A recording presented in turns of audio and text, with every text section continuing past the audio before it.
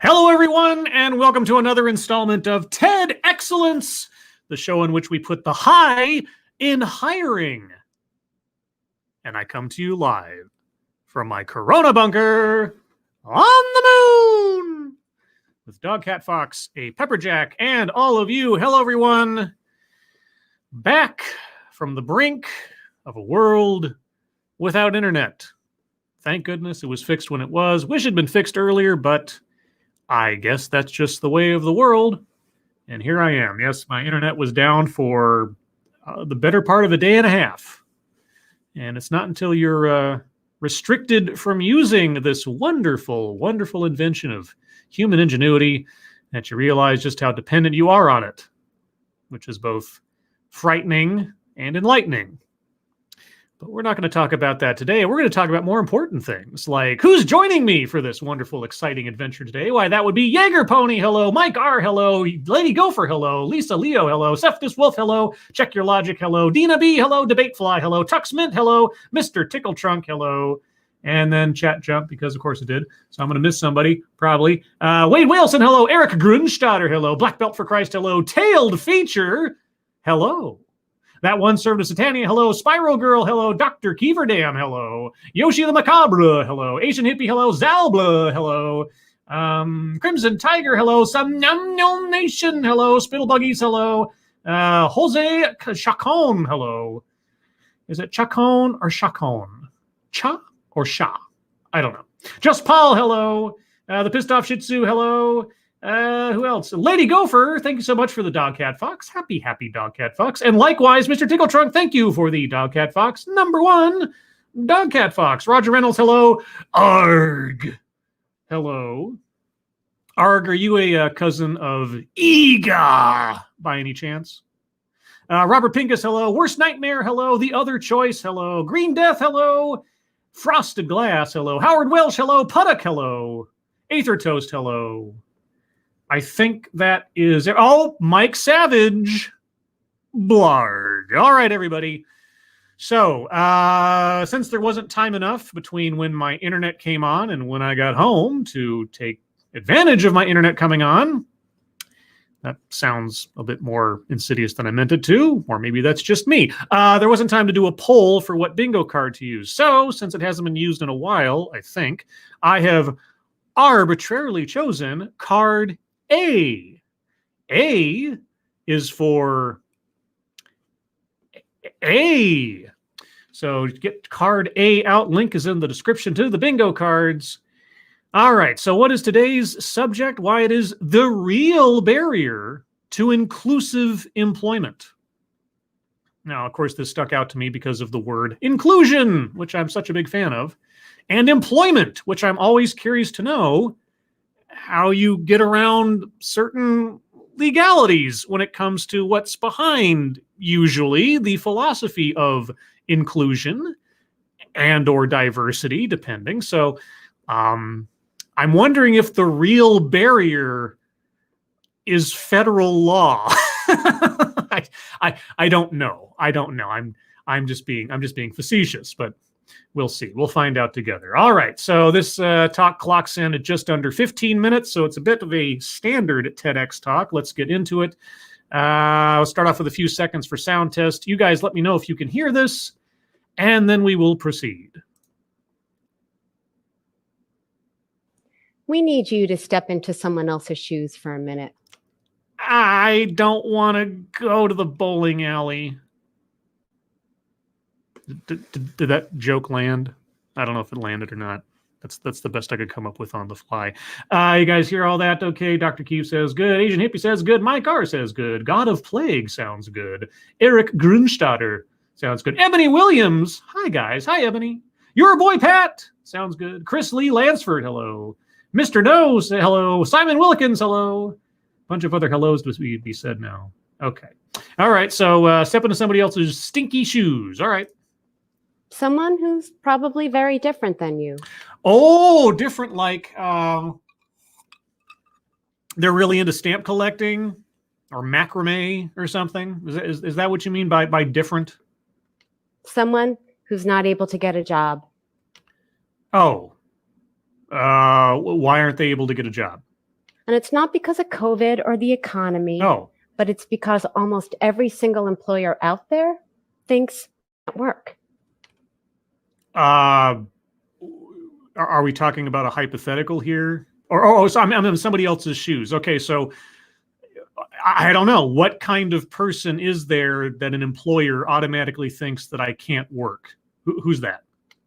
Imagine Okay. that. Almost every employer thinks you can't work. Okay. Now, I just want to, as a preface, for all I know, they're going to come up with a good point here. I don't know. That's the whole fun of TEDx, if there's fun to be had. So, all right, what kind of person is someone that employers think can't work? Let's see. Oh, like someone with a disability? Like if they're, I don't know, blind or deaf or missing limbs or something like that kind of thing? But the truth is, you can work and you want to work. And society, it's all the better when you do work. Okay, so what demographic are we talking about here? Because I could believe you. I could believe that there is a prejudice against people depending on the circumstances and employers. So where are we going? You have a disability, Okay. and your disability affects how you learn and sometimes the ability to be in the world like everyone else. All right. I stipulate. This might be a boring TEDx talk. I might end up agreeing with everything. And your disability, it has a name, Okay. like Asperger's syndrome, autism, Aha. or Down syndrome. As a person with an intellectual and developmental disability, let's just call it IDD for short. Isn't that the official term? Or am I off base? Let's see. Asian Hippie says mind reading. Well, yes. I mean, assuming employers are going to think a certain way just because of one way or the other. So sure, we'll put in mind reading assumes motives. So on the board with free space, mind reading assumes motives. I'll take that as an opener. But okay. You have me so far. I can believe that there are employers out there who, if upon being told that someone has a learning disability or some other kind of developmental disability, that they are unemployable in some fashion. I guess it all depends on what we're talking about as far as employable, but okay. Your whole life, from birth to age 21, has been like climbing Mount Everest. Literally, like Mount Everest hard. But you've done it, and you've worked really hard. Probably a lot harder than your typical friends. You had reading help and math help. Your homework took longer. You received speech therapy and occupational therapy. And then, after working so hard, you finally arrive at your high school or college graduation. Yes, people who work very hard through no fault of their own, they have obstacles to overcome, and they overcome to the best of their ability, even though maybe some things are never sort of overcomeable, so to speak. All right, legit. You have 100% earned it. Yes. You're excited. You're ready. Yes. But then, Yes. when you go to take that next step forward, you can't move. Yeah. There's no path. There's no world waiting for you. And as you stand there stuck, you watch all your typical friends move on to their next adventure, their adult lives where they get to work, be independent, live a purposeful life. Well, first and foremost, I understand she's talking in generalities and everything, but a purposeful life is relative depending on the person. But anyway, yes, I can believe all of this. So far, she's not saying anything that is outside the realm of my either sympathy or understanding. Okay. The name of this place where you're stuck? Yes. It's called the Cliff. It's called the Cliff. That sounds a bit dire. And it's really easy to ignore the people standing there. Okay, so anybody with a disability, even admittedly a difficult disability to sort of overcome or, get along in the world, all of those people are standing on a cliff. Okay. I guess we're tag teaming this one. Noelle and I, we couldn't ignore the people on the cliff. Okay. Because our daughters, Yes. Meg and Kate, they were there. Okay. But we knew they didn't belong there. Okay. Both Meg and Kate have an intellectual disability.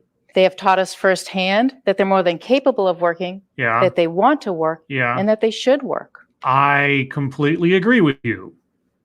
If someone is capable and willing and wanting to, and they can fulfill the requirements of any particular job, then they should have as much opportunity as anybody else. In that sense, you're pushing in an open door, so I agree. They've opened our eyes to the reality that most adults with an intellectual disability face when they're done with school. Uh-huh. And that reality is an unemployment rate of over 80%. Okay, I'll stipulate to that. I don't have any reason to disagree with the possibility. Okay, and if that's the case, okay. Again, we don't want to go into the God of the gaps theory of statistical analysis and say because there's a disparity, therefore discrimination. So I look forward to our speakers making the case and not just dropping that without any kind of context. 80%. It's an awful statistic. I suppose it would be. Is the only reason behind it the implication, at least, of discrimination? Because you haven't said it yet, per se, except for all that employers won't employ them. So 2 years ago, when Meg and Kate were around 21, we opened a coffee cafe called Beans and Company. Okay. It's a for-profit business with a mission to have a fully inclusive staff. A fully inclusive staff. What does that mean? What we mean by that Yes. is we hire adults both with and without intellectual disabilities. Okay. Okay. Great. All right. Now, here's the thing, though. If you didn't, and somebody knew that you didn't, okay, now here's a gray area that I'm not aware of, or at least I'm not as aware of. Are intellectual disabilities, now hold on a second. I am thinking about this for a second, so I haven't thought about this. The Americans with Disabilities Act, if I'm not mistaken, includes language therein where employers are not allowed to, refuse someone a job that they are capable of fulfilling, even if they possess a disability, so long as that disability is not, an inherent block towards them completing their tasks. Am I mistaken on that, or at least on the spirit of that notion? Thank you. This is Kyle. Hello, Chat and Scribbles. Hello, Kyle. So if that language is already in place, and that's not to say that there isn't discrimination. I just want to make it clear here. Just because the law says you're not allowed to, I'm not going to say for a second that therefore nobody does. That's not how it works. It's if you're caught doing it. But either way, if your business, very pointedly did not hire people with developmental disabilities or handicaps of some kind or another, you would be liable for possible litigation. So, of course, you have to be inclusive. It's nice that you're being very specific about it, I guess, but you can't. Yeah, okay, I don't know. Anyway. It's a 50-50 employment model. Whoa, wait. If you have a quota.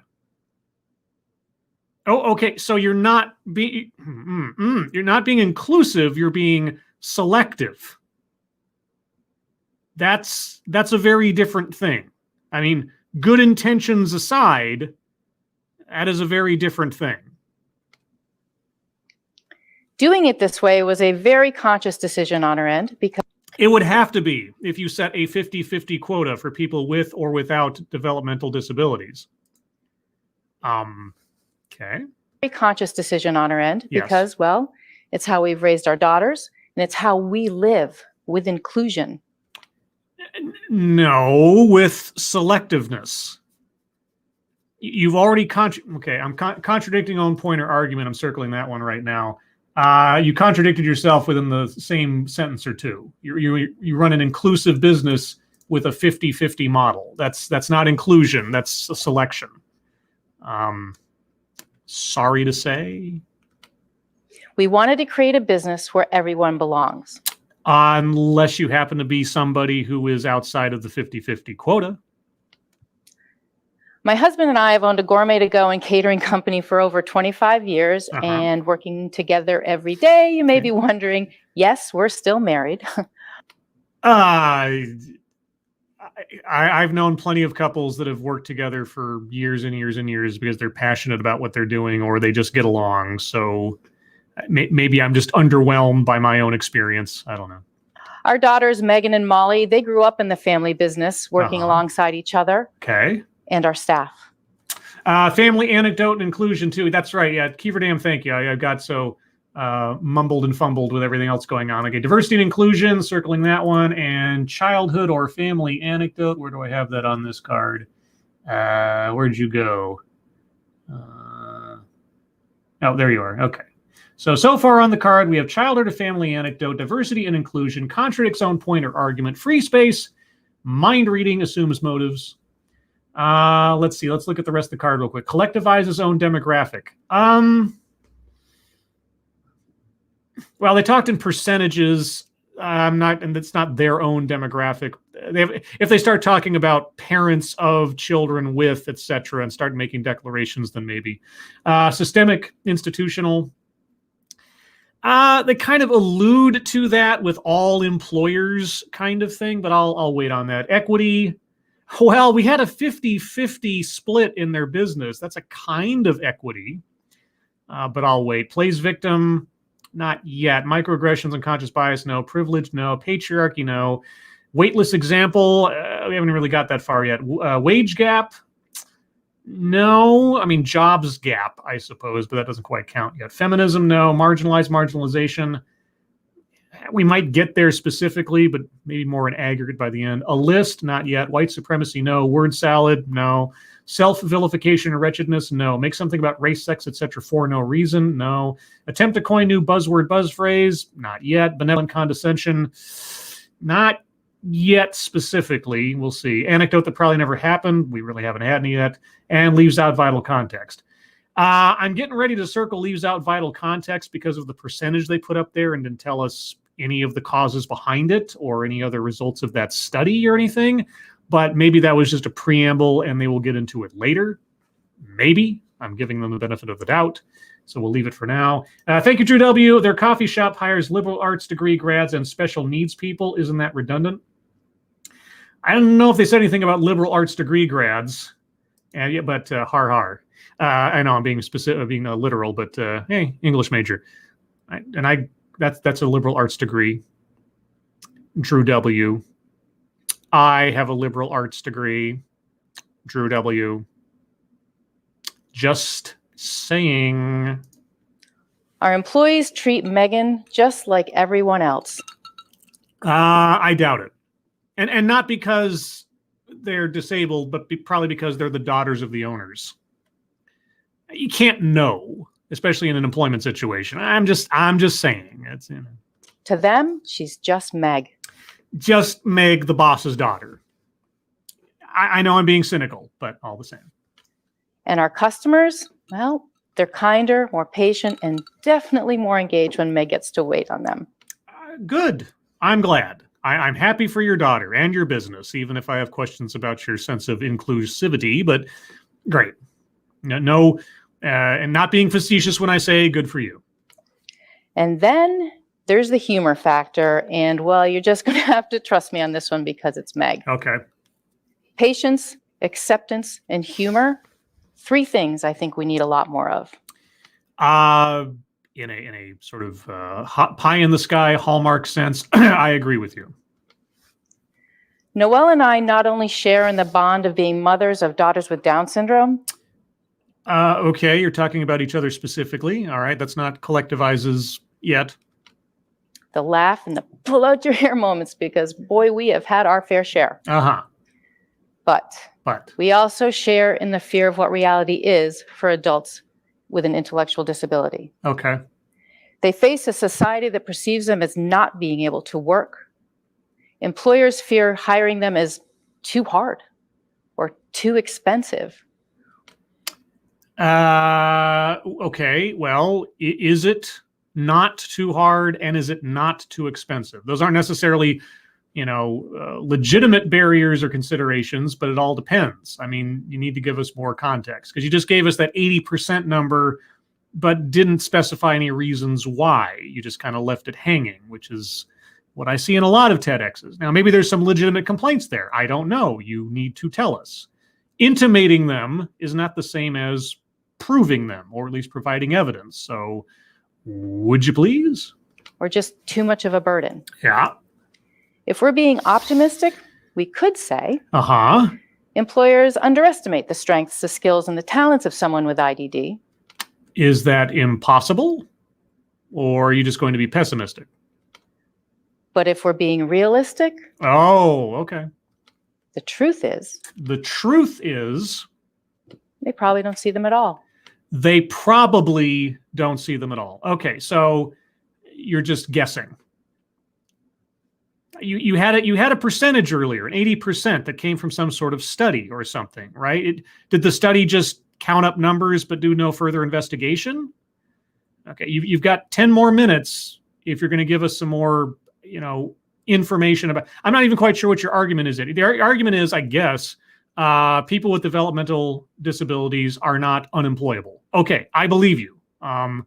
In fact, and I know this is anecdotal, and I know this is from a fictional universe, so to speak, but my first exposure, in any way sort of thinking about it, to the idea of someone with a developmental disability working at a quote-unquote regular job comes from the show L.A. Law with Benny Sipowicz. I think his last name was Sipowicz, if I'm not mistaken. Anyway, played by Larry Drake, who would go on to play Robert G. Durant in Darkman, and Dr. Giggles, by the way, and many other roles. Benny was I don't know, I can't remember what specifically on the show his disability was, but he had a developmental learning disability, and he was working in a law firm as a clerk. And over the course of the show, you want to talk about media or TV shows sort of helping to normalize ideas in society's heads. Well, I can't speak for society, but I can speak for myself. That made it seem normal to me, that wasn't any kind of big deal. I mean, it was a big deal in the sense that, it was kind of uncommon, I suppose.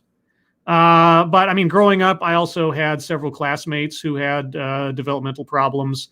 I have a couple of family members, including, anecdotally, my great, well, not my great aunt, but the aunt I would have had if she hadn't passed away before I got a chance to know her.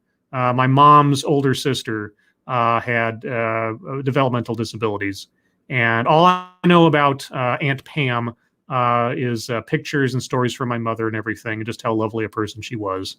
And so maybe I'm biased or something, but I don't see I don't see a problem with it. I don't see anything wrong with it, or that it's an inherent downer. But of course, I can't speak for everybody, so what do I know? Thank you again, Drew W. Is this how she perceived special needs hires before she had a kid with Downs and now projects onto everybody else?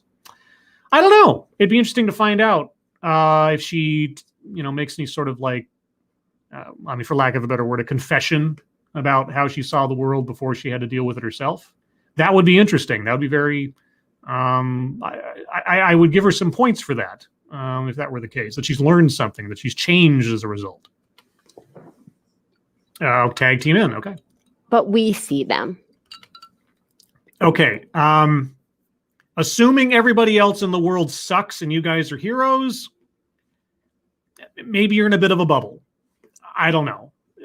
Maybe I can understand it. Maybe the difficulties are more visceral for you as moms, and maybe you're more close to them. I can extend that. That's possible, but also extend maybe the benefit of the doubt that not everybody is a villain a little bit. So we started talking and planning and strategizing, and soon Beans and Company was born, and we were up and running with our 50-50 inclusive staff. That's not inclusion. That's selection. Okay. Like I say, I appreciate what they are trying to do, and I have no problem with the sentiment behind it or the initiative and so on. But stop saying inclusive if you're telling us you have a quota, because you're inherently going to have to exclude people one side or the other if you're maintaining a 50-50 split. These two, inclusion and that model, do not mesh. Just Anyway. What we learned in the last 2 years since we opened Beans, yes, it's more than we can possibly share in our minutes with you today. Okay. But the most important thing we want you to know is that people with IDD, they absolutely can work and they want to work. And when they do work, their lives are better, businesses are better, and society is all the better for it. Okay. Now, we come back down to the exact same claims we have when somebody tells me businesses who have more, and fill in the blank with whatever demographic you want, are more successful businesses. Right? Businesses that have more female leaders are more successful. Or businesses that have more, like I say, whatever. I've heard this argument dozens of times. And every time that I see a study that tells me this, it's always really sketchy sort of evaluations of how they reach that conclusion. That just on the basis of the demographic of the workforce or of the leadership or something, that instantly the business is more successful and or better and or whatever. That one is always, you're not going to sell me on that. What you are does not define the quality of you as a worker or as an employer or as a business leader or anything else. It doesn't cut it with me. Okay. And that's not to dunk on people with developmental disorders as somehow they're unable to make a business better. But it comes down to the individual. It comes down to the business. It's not about what you are. Can work? Sure. Want to work? Yes. Society is better? I think society is better if everybody who wants a job and is able to do a job has a job. Because there's not only for the economy in a sort of a capitalistic greedy sense, but also as a point of self-pride, being able to earn your own living. The dignity of work. There was a story just a couple of years ago. They tracked down a former actor from the Cosby Show, and I understand that Cosby's taken on a whole other, sentiment since then. But either way, they tracked down an actor from the Cosby Show. He played I forget the boyfriend of the daughter or something like that. Anyway, they found him working at a grocery store bagging groceries. And there was all this reaction of, oh, how the mighty have fallen, or something, like a guy who was on a TV show back in the 80s, and now he's working as a bag boy at a grocery store or something. Oh, and as soon as I saw it, I was like, my reaction to anybody was like, go fuck yourselves. The guy has a job. The guy's working for a living. He's supporting his family as best he can. Who knows what his circumstances are?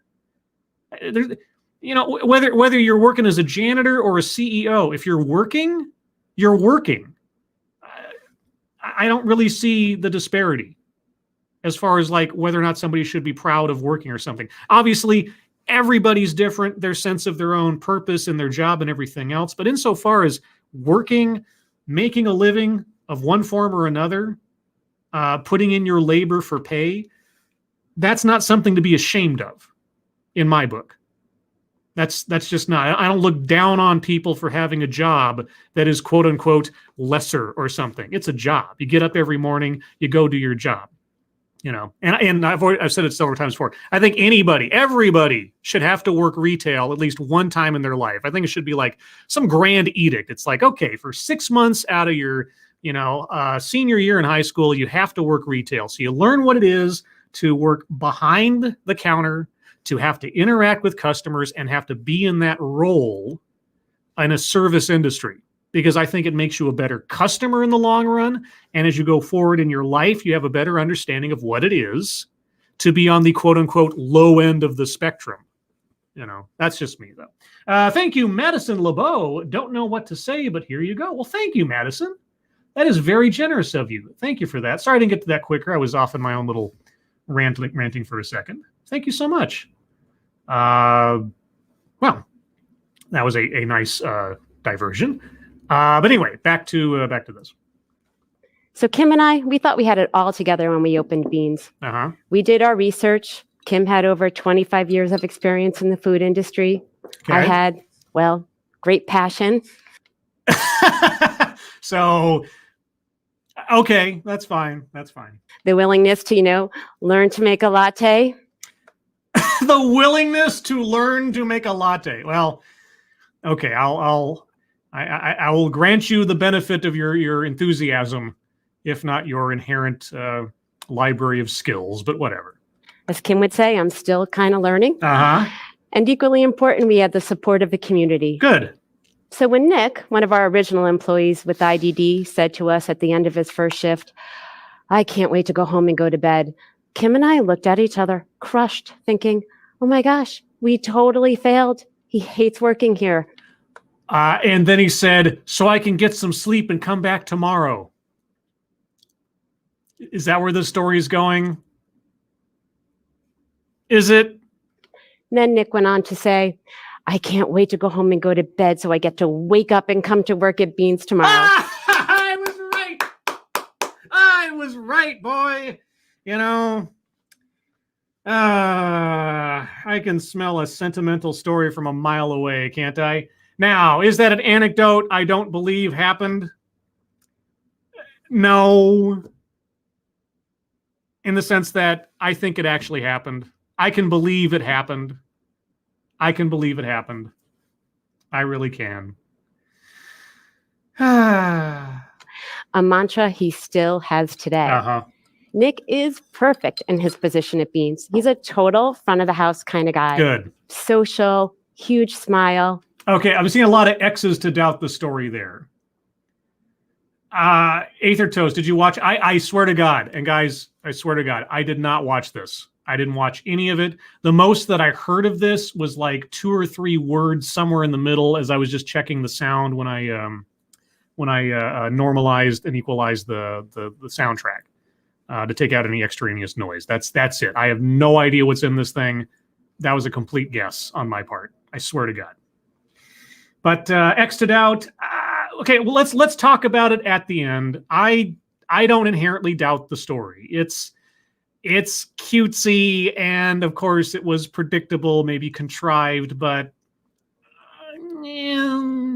so far these ladies haven't given me a whole lot to feel like they're being completely disingenuous. The inclusive 50-50 thing is a little off, but everything else, I don't know. Self-serving doesn't seem to be the theme here. So maybe I'm just got too much starry-eyed on this one, but we'll see. People skills any of us would envy. Yeah. He can run the register and take orders better than anyone. Okay. So besides having an employee who is excellent at his job, we have an employee who can't wait to go to bed so that he gets to wake up and come to work. That's a great place to be. I will not deny it, even if it was a little contrived. But, you know, que sera. We know people with IDD can work, and in the right position, just like anyone else, they can be extraordinary employees. Okay, again, maybe I'm just in the minority. In my own mind, to me, they're pushing it an open door. I don't need to be convinced of this. Between people I've known growing up, between people that I've interacted with at work, between things that I've seen elsewise, it doesn't seem like a new concept to me. So I'm really curious to know if they'll come back to that 80% measure of unemployment, if they'll explain more behind that, or at least make some kind of declaration of why that is. Is it just because of discrimination or employer fears of cost or difficulty or something else? They've implied it. They haven't shown anything. And even for all their well-meaning, for all their, understandable love for their daughters and the situation of people with developmental disabilities, granted, stipulated. But if you're going to make a declaration like that and you show a percentage, I need more info. That's all I'm asking for. Thank you, Mr. Tickle Trunk. Sounds like this guy would have been hired anyway. Maybe. I don't know. Like I say, we need more info. I'm given a lot of space here for circling leaves out vital context, but I'm going to probably, if they don't tell us some more here pretty soon. Duncan, another employee at Beans, he naturally excelled at the role of expediter, which as a newbie in the restaurant world means the conduit between the front of the house and the back of the house. Yes. He's meticulous, gets every order exactly right, out quickly, checks on customers, takes full ownership of the cafe. Our hearts could explode with pride. I'm proud for him, and I'm glad for you in that sense, I suppose. Like I say, I don't need to be convinced. I'm not sure what audience they're speaking to at this stage of the game. Maybe I'm not that audience. I'm probably not that audience. And it's not just for Nick and Duncan. It's for every one of our employees at Beans. Okay, well then name some of the employees that don't have developmental disabilities. Disability or no disability. And those employees would be? The change that Kim and I didn't see coming was a change among our customers. By having an inclusive workplace, a place where everyone belongs. Unless you fall outside of that 50-50 split. No one has to check anything at the door. Employees, customers alike, everyone, they can just be themselves. I'm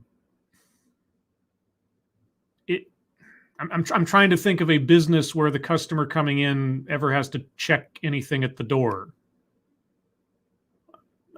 Maybe I'm missing something.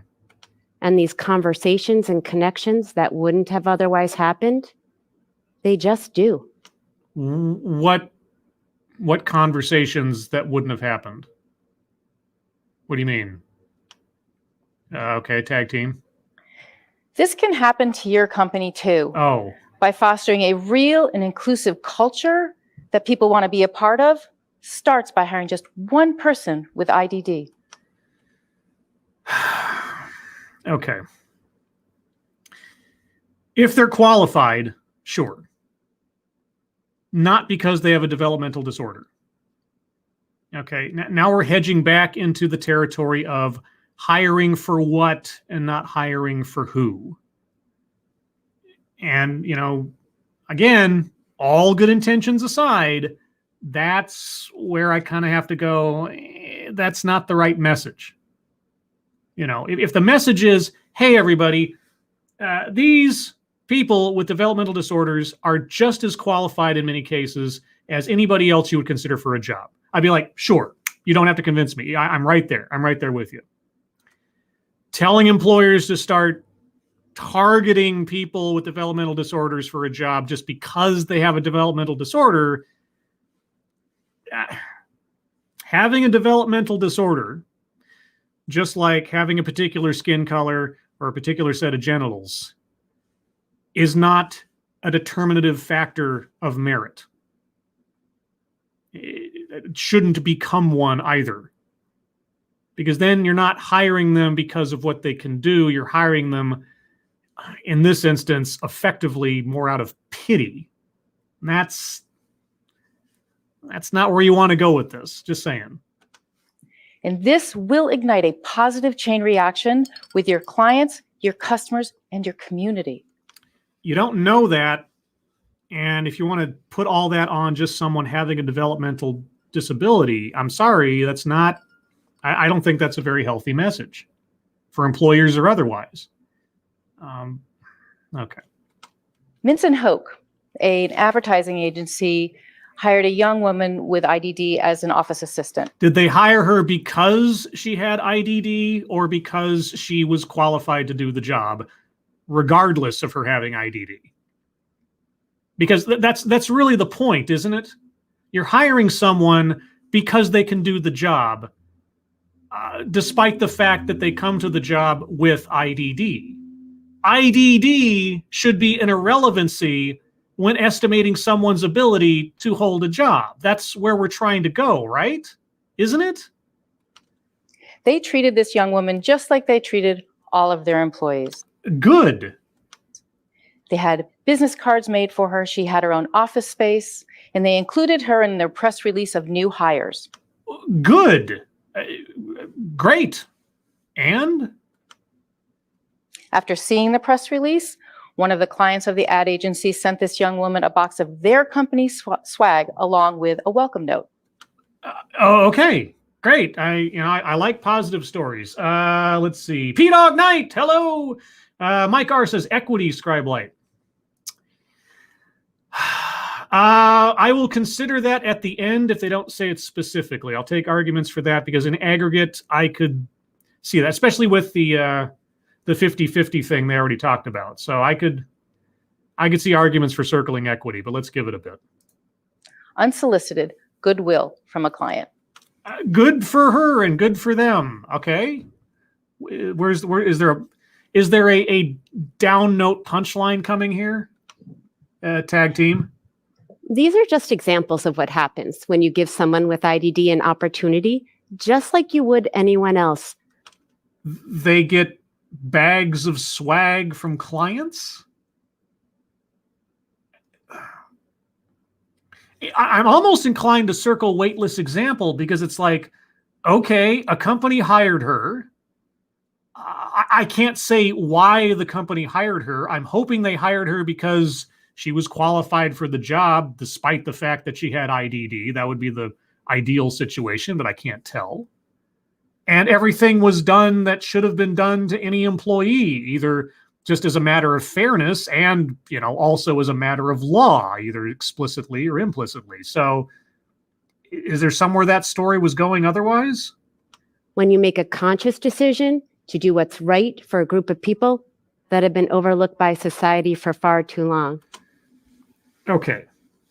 Again, if the only reason they hired this girl was because she had IDD first and foremost, if they did some sort of mental filtering on who they were going to give the job to on the basis of IDD, that's not inclusion. That's selection. That's not merit. That's demographic. I understand the good that they are doing here. I understand the good intentions, but behind this, it just irks me just a little bit as to the message they're sending here. So I am going to circle weightless example. We've already done mind reading assumes motives because they're implying the employer they were talking about only hired this girl because she had IDD, that they were doing some kind of favor to the demographic, which I don't know about you, but that sounds awfully condescending to me. So benevolent condescension is probably also something I'm going to, I'm going to circle benevolent condescension. And I'm going to circle weightless example because that didn't help their argument at all, if that's what they were saying. You want to prove to me that people with IDD are completely capable of being employable and work hard and everything else. I'm right there with you. But you want people to pay attention to the fact they have IDD as a notion in employment. No, IDD should be irrelevant, save for the situation where something about their disability precludes them from being able to fulfill the requirements of the job. That's the only other thing, but that goes for everybody. I mean, if somebody just by the nature of their body type is unable to lift heavy weights or something, you could call it a disability or whatever, but maybe they don't have anything else going on, but they're not qualified for the job. Okay, that's just factor of nature, factor of reality. Okay. But otherwise, it should be an irrelevancy, shouldn't it? You're not making it an irrelevancy when you're making it sound like a charity case. Sorry, all good intentions aside, that's what it sounds like you're saying, and it's irks me. But inclusive employment doesn't just belong at a coffee shop or a cafe or a grocery store. It belongs everywhere. Yes. Yes, I agree. As long as you don't mean inclusion by a 50-50 quota split in something. Of course, I think that's actually what you mean, but I don't know. Let's see. Keeverdam says, did you mark down list yet? Okay, you're going to have to refresh my memory.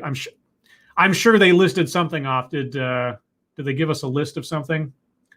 And I got fuzzed out thinking about all the other stuff. Give me a note on what the constituted the list, and I will consider it. List was ages ago. List, patience, acceptance, and humor. This was a bit earlier. That and the list of the things that want to work, able to work. There was the infographic that was a list. Okay.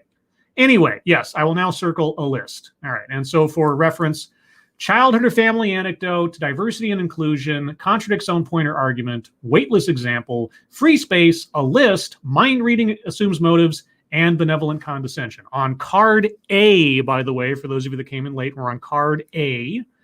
So we are 2 squares away from a diagonal bingo, although I'd be surprised if we get to white supremacy. New buzzword, buzz phrase, maybe, but they're going to have to hurry up.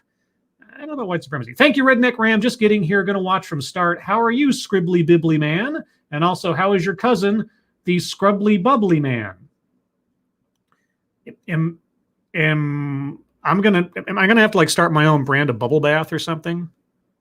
The Scrubbly Bubbly Man sounds like Mr. Bubbles and Mr. Clean had a baby or something. Or the scrubbing bubbles toilet cleaner things. That would not be a good advertisement for bubble bath. Probably not.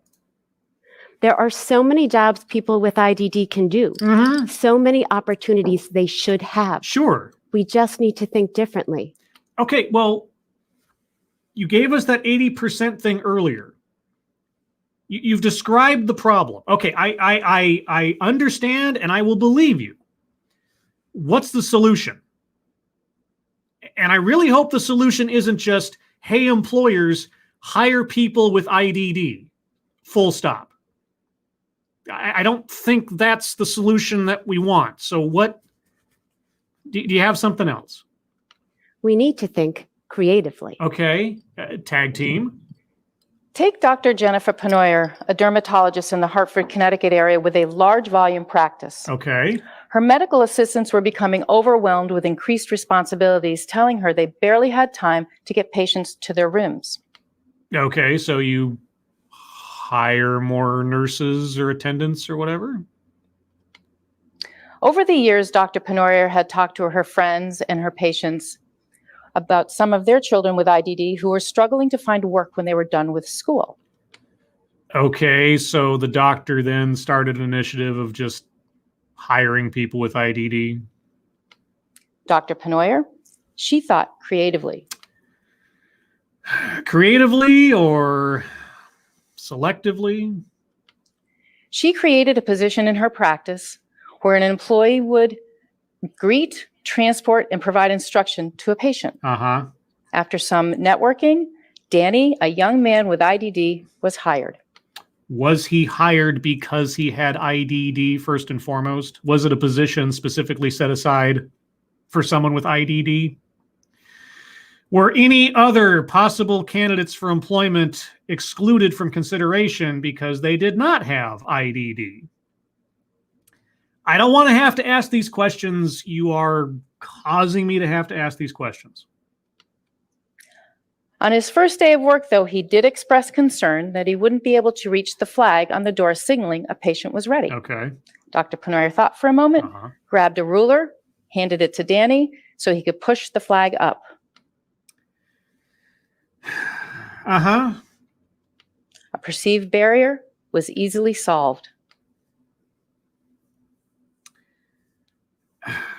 Okay. That was the employee's height to reach the flag a consideration in the job search? If it wasn't, then that could have been true of anybody who got the job. That has nothing to do with IDD. Just like someone's height isn't.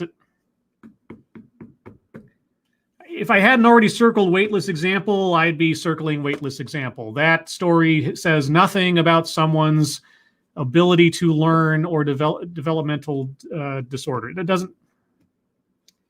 Come on, guys.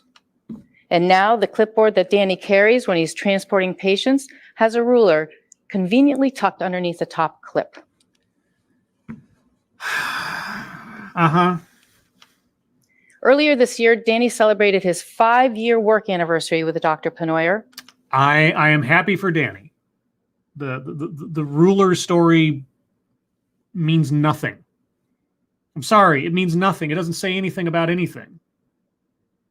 My question still stands. Was Danny only hired because he has a developmental disability? Was the job created specifically for someone with a developmental disability? Were other candidates excluded from consideration because they did not have a developmental disability? Are these stories proving that people with IDD are just as capable as working as everybody else? Or are you arguing for discriminatory hiring practices? I mean, discriminatory hiring practices with good intentions are still discriminatory hiring practices. Thank you, Non-Vitae Rex. Joined late. How bad is it? Also, hi, Scribe.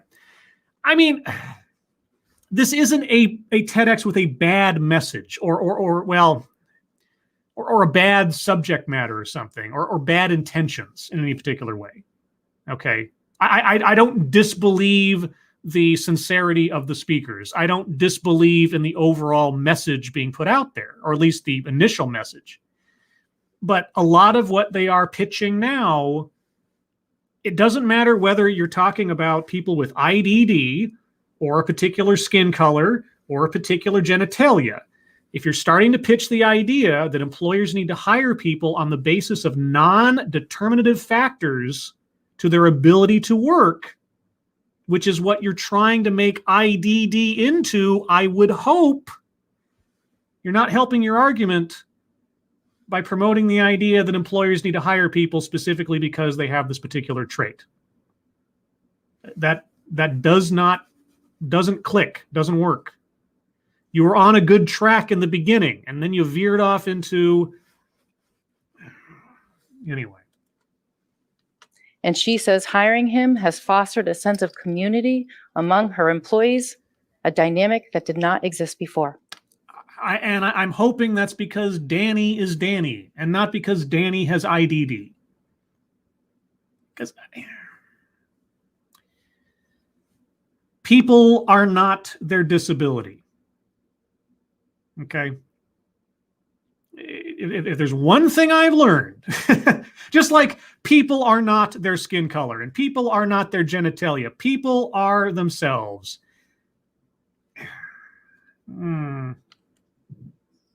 Tag team. Steve Colgan, a scientist at Pfizer for over 30 years. Yes. He thought creatively too. Was he creative enough to hire somebody because they had IDD? He recognized some of the duties assigned to the lab staff require exquisite attention to detail, but often can be drudgery for typical scientists. So he hired somebody with a developmental disability that otherwise makes them very attentive to detail. So he was taking advantage after a fashion of a developmental disability for a particular function.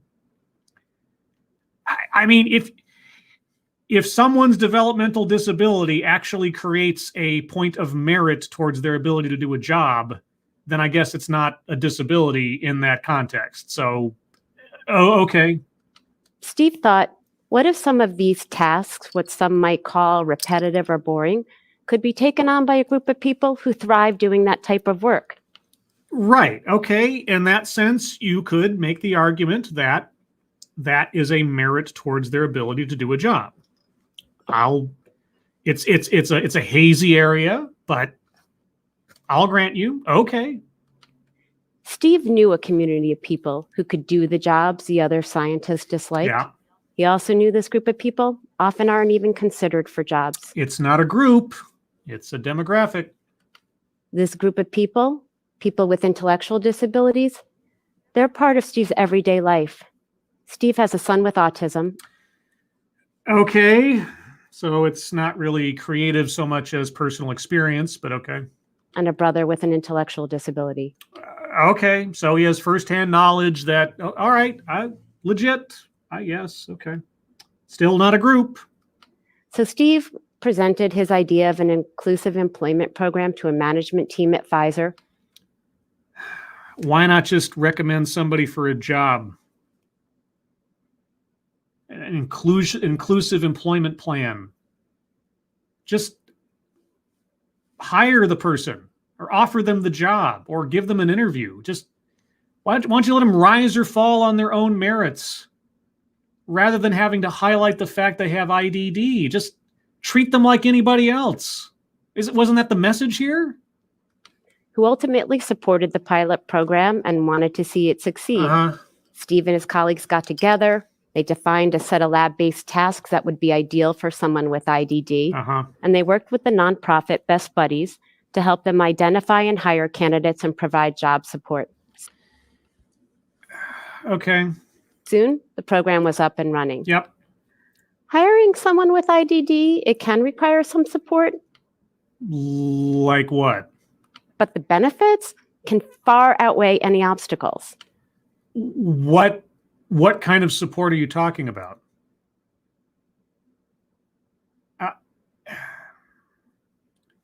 Look, you need to detail all the details. If you gloss over everything, you're not going to sell people. What kind of support?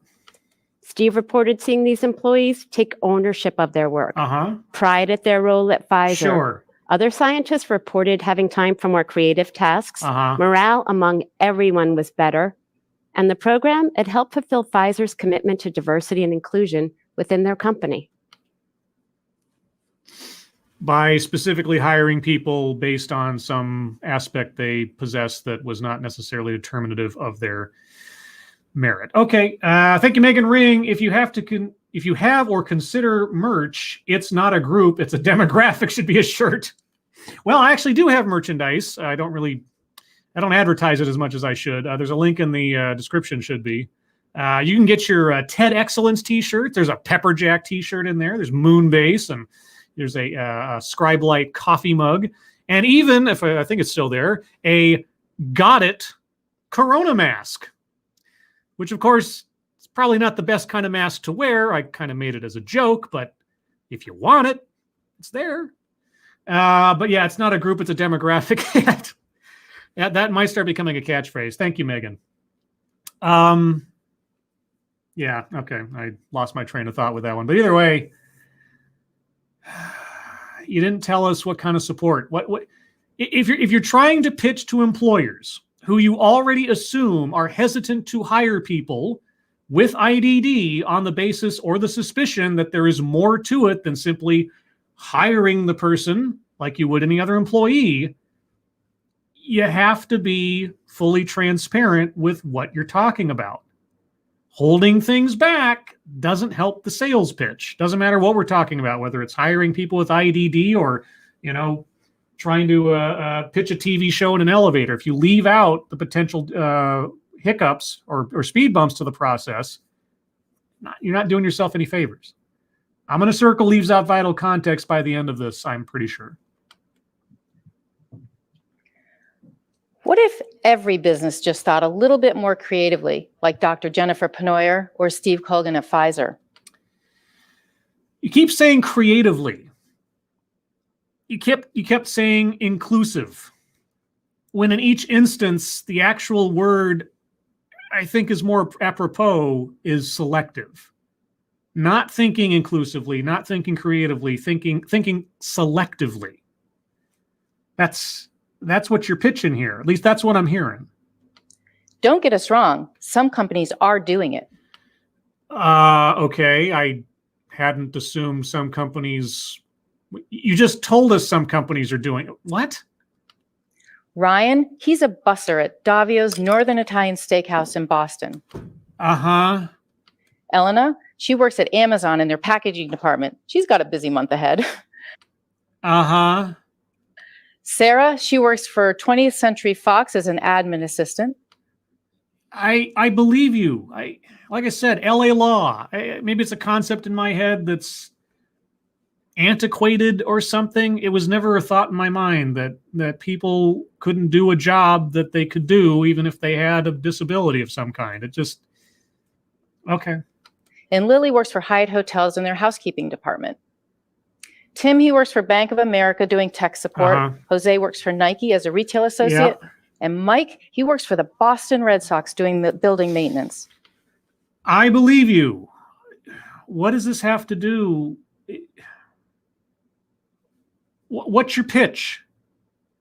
Yeah, okay. People that can do a job can do a job. IDD should not be a barrier to people getting employed. I completely agree. IDD should also not be the reason people are given jobs. That diminishes the whole purpose of the idea, doesn't it? Each of these employees I've just mentioned has IDD. I already knew that.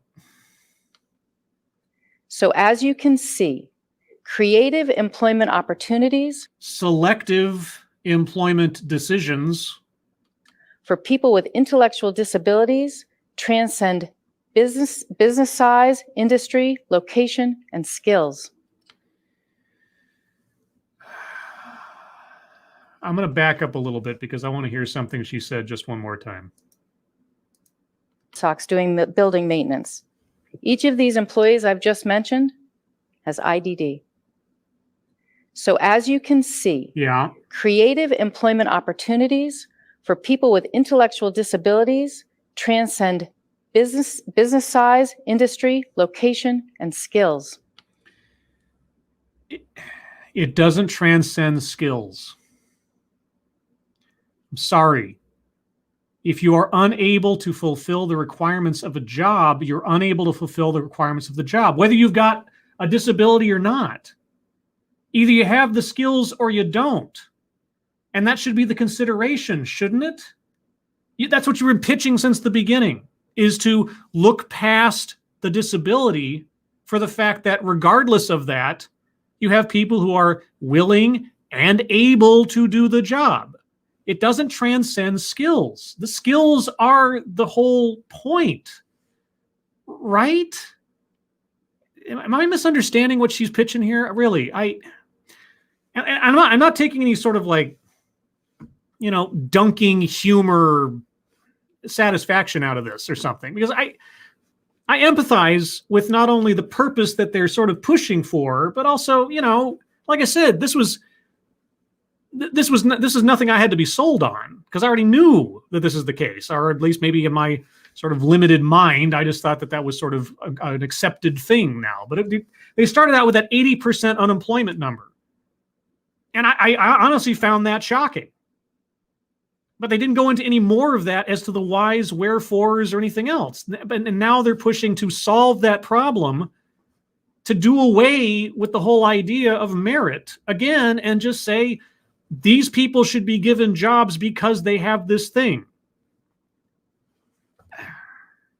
Okay. Tag team. Remember that cliff you were standing on at the beginning of this talk? No. Wait. I wasn't standing on the cliff. You said that demographic is standing on the cliff. What? Now just picture looking up and seeing one person after another stepping into a job and into an independent life. Oh, right. Sorry. No, I take it back. I was supposed to be in someone else's shoes. I legitimately take it back. Took me a second to remember. Yes. Okay. Yeah. Okay. All right. Independence. If someone just hands you something because of something you have no control over, is that really independence? Is that really a feeling of earning something? Okay. Thank you, Zan Wild. TEDx has already told us that meritocracy is a lie. No, not that it's a lie. It's a myth. You got to get that alliteration in there. Meritocracy myth. That's one of those important things I learned with my English degree. My liberal arts degree. Write, drew. People with intellectual disabilities can work and want to work. I believe you. Just like everyone else, they want the independence, the pride, the sense of belonging, and the social engagement that comes with having a job. I believe you. So employ them because they can do the job, not because they have a developmental disability. The bottom line, when someone with IDD is put in a position that's right for them, they benefit. You're correct. Being employed is more beneficial than not being employed. I completely agree. The business benefits and society benefits. I guess you'd have to show me how the business benefits. I mean, morale, maybe. I guess it depends on the individual, but okay. The individual's life becomes more enriched as they become confident, independent, and valued. That is true for just about everybody. I cannot argue with that notion. The business benefits by having more engaged employees, by cultivating a loyal customer base, and by building a stronger connection to their community. All of those things can be true with none of the employees having IDD. All of those things could be true by having 100% of your employees with IDD. That is not a one-for-one light switch effect. It really depends on the people and the business and so on. I'm sorry. Society gains by having all people contribute to the best of their ability. In a general sense, I agree with that sentiment. Quite simply, yes. Hiring someone with an intellectual disability makes the world work better. Thank you, God of Plague, for the smiley Dogcat Fox. Oh, hello, Dogcat Fox. You like it when you see yourself on the screen, don't you, Dogcat Fox? Wowie, wow, wow. Yeah, he does. I mean, he doesn't admit it very often, but he does. And again, pitching, hiring people because of things that don't say anything about their ability, but just that they have something. Okay. Oh, not a tag. Okay, not tagged out. Now we got double teaming. Okay. The reason the unemployment rate is over 80%. Oh, what? At the end? Oh my God. Okay, yes. The reason the number is at 80%. I've been waiting all talk for this. Okay, I'm ready. For people with intellectual disabilities? Yes. It's because of us. What? Society has been the barrier to their employment.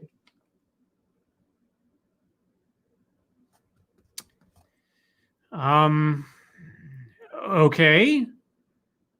You have under 30 seconds to expound on that a bit.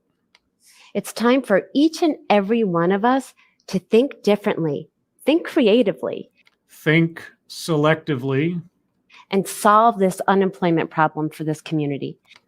Solve it for them.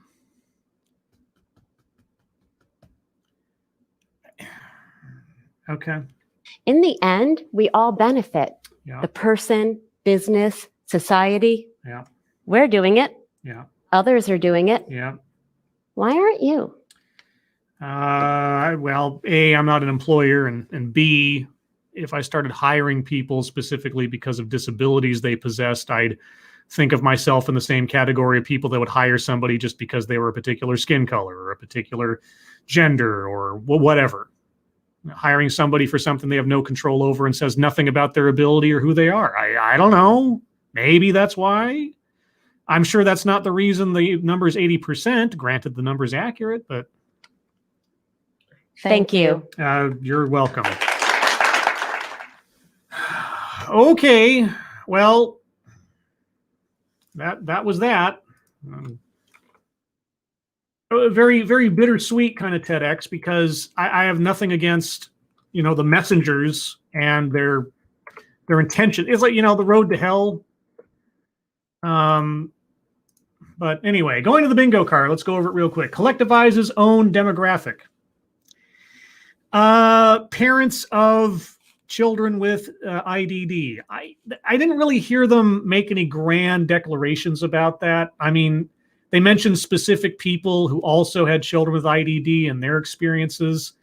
I didn't hear them speak for all parents or something. So I'm going to leave that blank for the moment. Systemic, institutional. I'd make the argument that their last bit there saying society is at fault, so on, systemic. I'm going to circle that one just in definition, if not specificity. Equity, yeah, they're asking for equity. They're asking for people to be hired on the basis of what they are, not who they are, 50-50 split, so circling equity. Plays victim. I didn't hear them playing the victim so much. No, if somebody's got an argument to the contrary, I'll entertain it, but I didn't really hear any of that. Microaggressions and conscious bias. I mean, it was intimated that, hiring a person with IDD would involve all these complications. The problem is that they didn't dissuade any notion that that is the case, because she said at that one point in the Pfizer example, they do need some support. And then she didn't expand on that. So if an employer is hesitant to hire someone with a disability that might otherwise cause, there to be extra things that have to be done that maybe fall outside of their ability to control, I don't know. But of course she didn't say, so I can't judge that as a microaggression, like it's an unjustified or it's an unconscious bias or something, if it's something that's consciously prevalent. I don't know. Privilege. They never said the word. And I'm trying to think of an instance where it was implied otherwise. I'll take arguments. I can't think of anything. Patriarchy, no. Wage gap. They talked about the unemployment gap, but that's not really a wage gap. They didn't talk about a different pay between whatever. They talked about how that one girl at that company was paid and treated exactly the same as every other employee and so on, but that wasn't really a comparison. Feminism, no. Marginalization. That is implied by the standing on a cliff thing, society ignoring them, and so on. So I'm going to circle that one. White supremacy, no.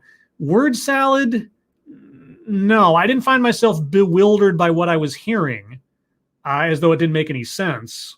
I was finding myself bewildered by the message, because the message seemed to conflict quite a bit, but that's different. Self-vilification or wretchedness. At the very end, she said, the problem is us, society. So in a way, yes, even though they are actively trying to not be the problem that they see. That's it. And I'm not going to circle collectivize his own demographic for that one. You get one or the other, and that was more of a self-vilification than them talking about being parents with kids, etc. That, I'm not going to split that here. Make something about race, sex, etc. for no reason. They never brought up race or sex, or they never brought up anything that I felt was a non sequitur in the etc. part. And every time they did bring up IED, I already circled weightless example for the one where the girl was at the job and nothing happened and good things happened because I didn't say anything. You could make the argument that that also counts as making her IDD about nothing, but it went towards the argument that, which I agree with at the beginning, even if you have IDD, it does not preclude you from being able to hold down a normal job like everybody else. So there was no reason for that example, even if the example itself was weightless towards whatever argument they were making. Does that make sense? I hope it does. Attempt to coin new buzzword, buzz phrase. Does standing on the cliff constitute a buzz phrase? I don't know, because they came back to it twice in the talk. It's more a concept. I don't know. Anecdote that probably never happened. It sounds corny enough to be true is the problem. That one story about the guy saying, I can't wait to go home and sleep so I can come back again. Maybe their reaction or their stated reaction to being all like downtrodden about his comment and everything. I don't think he'd have enough time to really feel that way before he came up with the follow-up. But I don't think I'm goofy enough to believe that story is probably true. Sorry, I got to refresh the page here. There's where we're at. I'll take arguments to the contrary, of course, and leaves out vital context, circling that for sure. They didn't specify, if they're going to admit or at least concede that an employer's concern about hiring someone with IDD is that there will be a list of other requirements that will be necessary to compensate whatever disability they have or whatever else. And then they just gloss over that there were such things needed at Pfizer. without telling us? Yeah. And the 80% thing, the reason why, it's us, society. No, that doesn't. No, I'm sorry. It just, no. So it leaves out vital context. So that's where I'm at on the card, guys. We are, I don't know that we can overcome the barrier of some of these squares for getting a bingo, but I am ready to entertain arguments.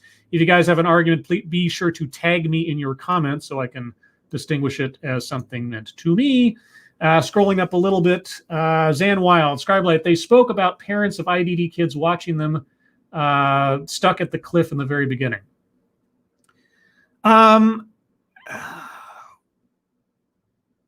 See, the only reason that I hesitate is because every time they brought up an example, it was somebody very specific. And if they know personally others, they didn't say like all parents, or maybe I missed it.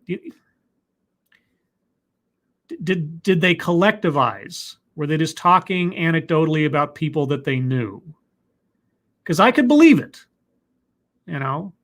And if I stipulate to that 80% figure of unemployment, it might not be untrue. I don't know.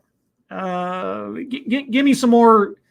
Give me a better argument, or something more definitive there. I'm not dismissing it out of hand, but I don't know if that counts. Mike R, able-bodied privilege? No, I'm not gonna stretch that far. Tail feature, Scribelight. They didn't collectivize their own demographic, but they collectivized a demographic. Now, see, I could see that working for benevolent condescension, which I already did, right? Saying that this demographic is inherently or whatever needs help or something. That's kind of where benevolent condescension comes in. It's when somebody is speaking for the whole of themselves and using themselves as a representative. If they had said something like, as all parents of kids with IDD know, etc., something like that, then maybe. But speaking about another demographic and making a reference to something, that's always classically been benevolent condescension.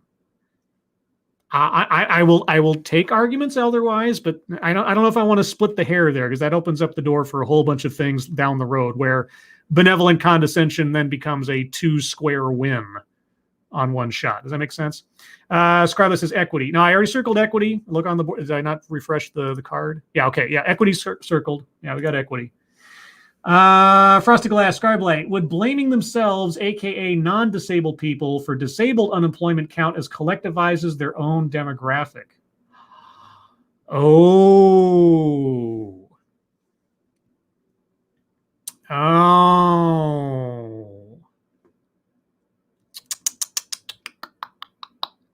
Okay,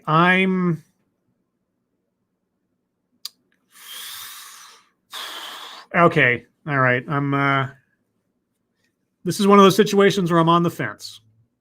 All right. So the argument before us is, would blaming themselves, aka non-disabled people, for disabled unemployment count as collectivizes own demographic? If you think that counts, even though it is a little bit of a stretch in assumption, put a 1. If you do not believe that counts, put a 2. And don't double up or give goofy answers. This is serious. This is serious business, guys. A 1 if you think that counts, 2 if you don't. 1, 1, 1, 1, 2, says Satania. 1, says Dina. 1. Stretch, but I think it's an accurate it's on us. 1, 1, 1. 1, 1, 1. Okay. All right. You know, and you know, I'm not doing this reluctantly. I can buy it. I can buy it. But with that, well, you know what that means, guys. Bingo. What? Of course. We have a bingo. A hard one, but argued for bingo. I appreciate. All right, might be the only one this time. I'm gonna need a bit more convincing for any other squares. So if there's any other squares you want to argue for, now's the time, guys. I'll be wrapping this up momentarily. Let's see. Frosted Glass. They're essentially saying all non-disabled people are to blame. Yeah. Okay. Stipulated. I accept. There we are. Tailed Feature says smash the like button. Yes, if you would, please. I think supposedly it helps somewhere in the algorithm. If not, it also helps my ego. My very, very thin, fragile, glass-like ego. Let's see. Ostsan, Scarblade. I'm still saying that anecdote probably never happened with the guy excited to sleep so he could get back to work the next day. Maybe I'm being sentimental. I don't know. I don't inherently believe that thing didn't happen. It's corny enough to me that it might have happened. Now, of course, you say, well, it might means probably, doesn't it? Yeah. I don't know. I'm iffy on that one. I mean, I'm not as iffy on it as if it were a last square before a bingo, but all the same, a little iffy. Will it forward? Scribe-like, ego is the algorithm. Yeah, that's true. Green Death, I've heard of people excited to work. I have too. And like I say, it's one of those stories that it's just corny enough. And here's the other thing too. It doesn't go towards necessarily proving or inherently proving their argument. I don't know. Let's see. Tail features smash like for Scribe's algorithm. That's one way to put it. Thank you, Tail. Asian Hippie, I disagree from personal experience, Scribe. You don't think that's a real story? You think that's a false story, Asian Hippie? Will it forward? Scribe, like corny and plausible. I'm not contesting your determination. I just don't believe that specific anecdote. Okay. So as to not leave everything unsettled, and since it is not a keystone to another bingo, because as far as I can tell, I haven't heard arguments for new buzzword, buzz phrase, and I don't think the cliff analogy counts, honestly.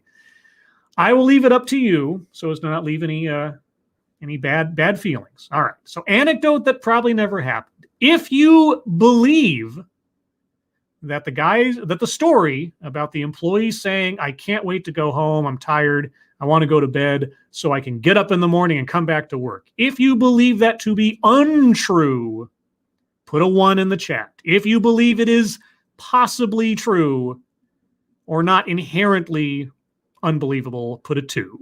So 1 for believe, it's untrue.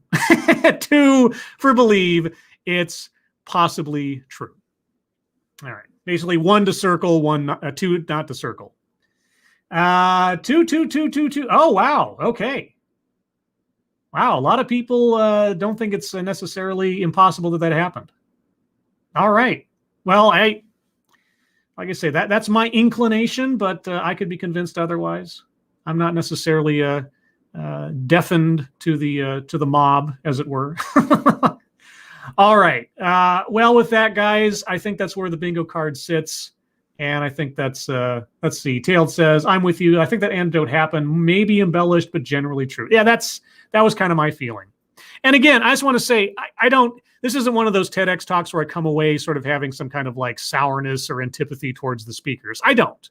I disagree with the thrust of some of their message because it heads straight into the same territory as other diversity and inclusion programs that are more concerned with hiring on the basis of attribute rather than hiring on the basis of merit.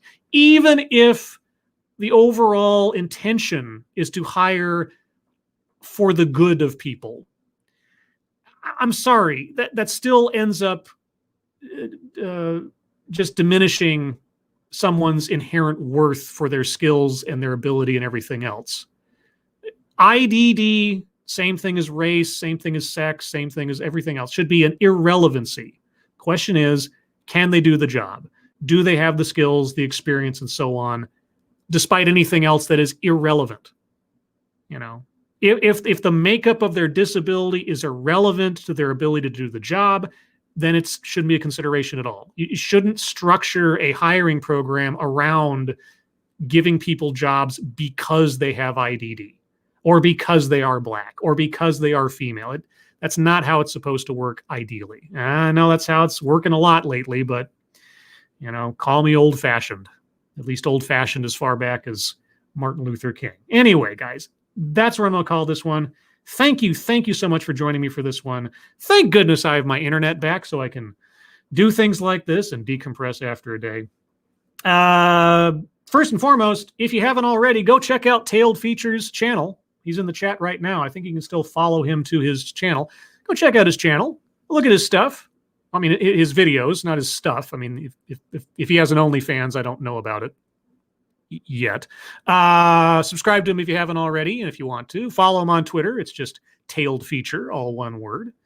If you'd like to hear more from me, or Satsu 2 Cents, or the Ranting Monkey, you can find all three of us, fingers crossed, tonight on Satsu 2 Cents' channel at 6 p.m. Pacific, 9 p.m. Eastern for The Lords of the Night, where we'll talk about the news of the day, news stories you submit, what we've been up to on the internet, and then your questions and comments. Everyone, thank you so much for joining me. Thank you so much for your participation and your argumentation. For those of you that donated, thank you so much for your generosity.